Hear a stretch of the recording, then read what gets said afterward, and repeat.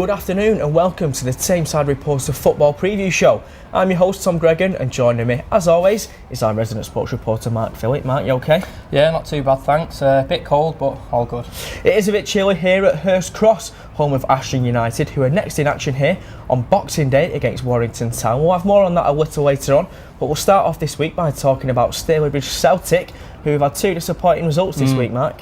Absolutely, Tom. Last weekend they made the pretty lengthy journey to Nuneaton Town, lost that one 2-1. However, they actually took the lead in that game through Gary G pretty early on. Unfortunately, they couldn't hold on to it. Like I said, they lost 2-1. And then on Tuesday evening, they were back at Bowerfold. They took on Brackley Town. Brackley won that one 1-0, which leaves Celtic 10 points adrift of safety.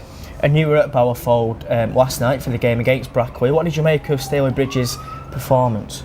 I didn't think it was too bad given Brackley's league position at the moment. I mean, that victory on Tuesday evening has pushed them quite close to the playoff zone now. I think they're perched just outside the playoff zone. So they're a team in form. They look as if they're going to secure a playoff spot this season. You know, they've done pretty well in the FA Cup competition earlier on, beating the likes of Gillingham. I think they went out to Blackpool last month, so they're doing quite well. Celtic, on the other hand, not doing too good at all, are they?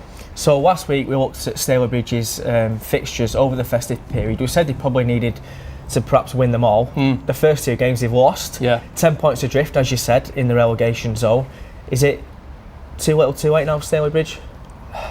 You want to say no, but I think it is. I mean, if they don't get a decent return from these next two games against Curzon Ashton on Boxing Day and then on Monday the 2nd of January, I think any chances of surviving have gone. However, saying that, there's a lot of games still to be played, and if Celtic can put in decent performances, kind of like what they did against Brackley on Tuesday, then I can see them picking up points. However, at the moment, they're just not doing that.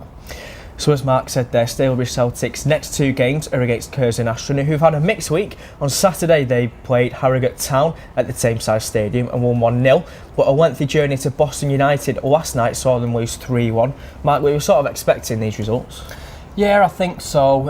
Obviously, they took on Stalybridge Celtic in the Manchester Premier Cup a few weeks ago now. Celtic actually won that one, which came as a bit of a surprise to both me and you. Last weekend, 1-0 victory over Harrogate. A decent result, given Harrogate are meant to be challenging for the playoffs this season. However, they are stuck in 10th position, I believe. On Tuesday evening, they went to Boston United, took a one-goal lead through Adam Morgan, but let that slip and lost 3-1. I think John Flanagan will be quite disappointed with that.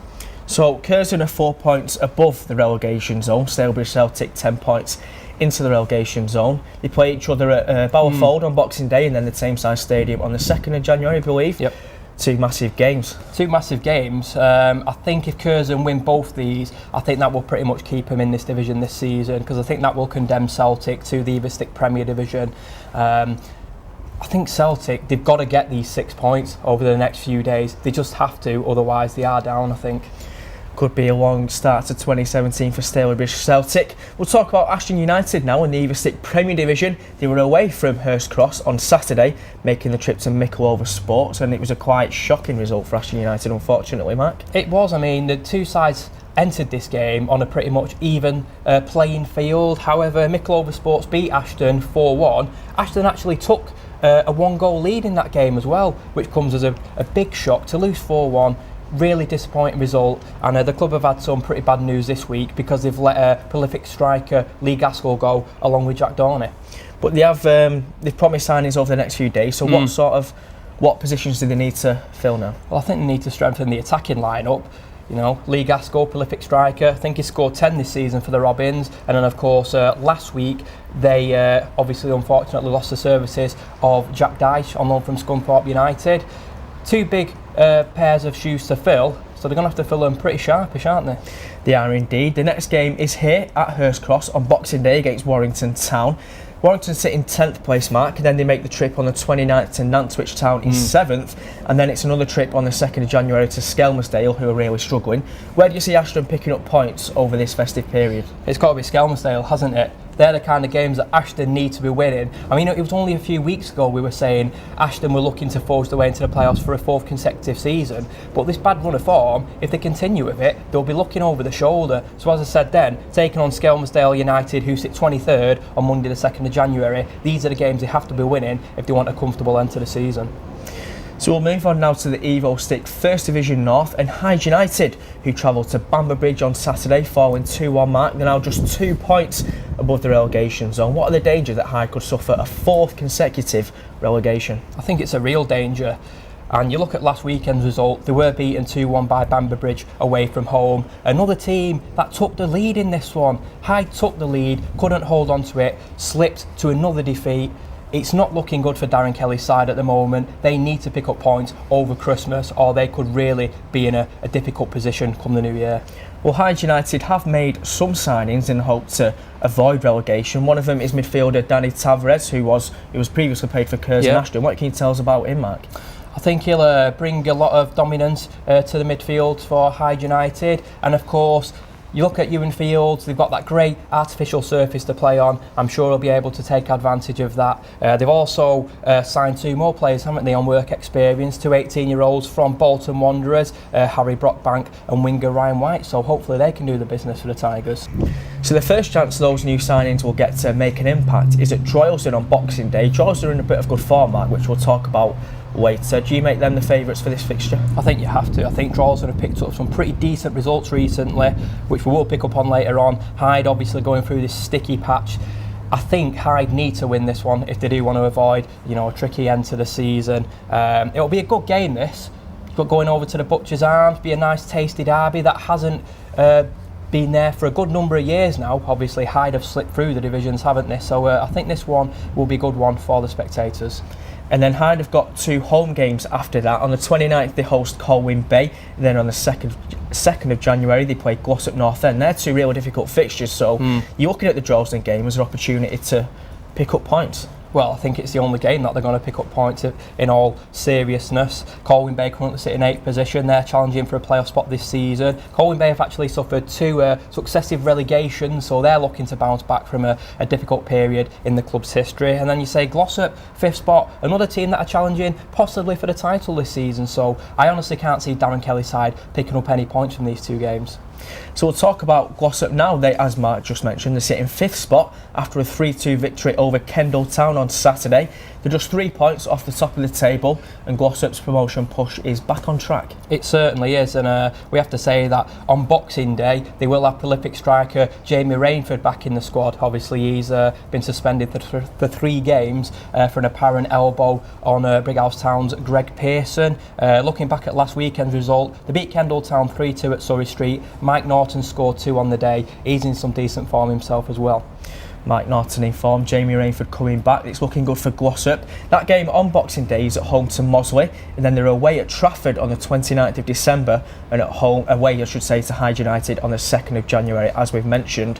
The fixture that sticks out, although they're playing a bit of a local derby on Boxing Day, 29th of December, they're away at Trafford, who sit in 3rd place, Glossop currently in 5th.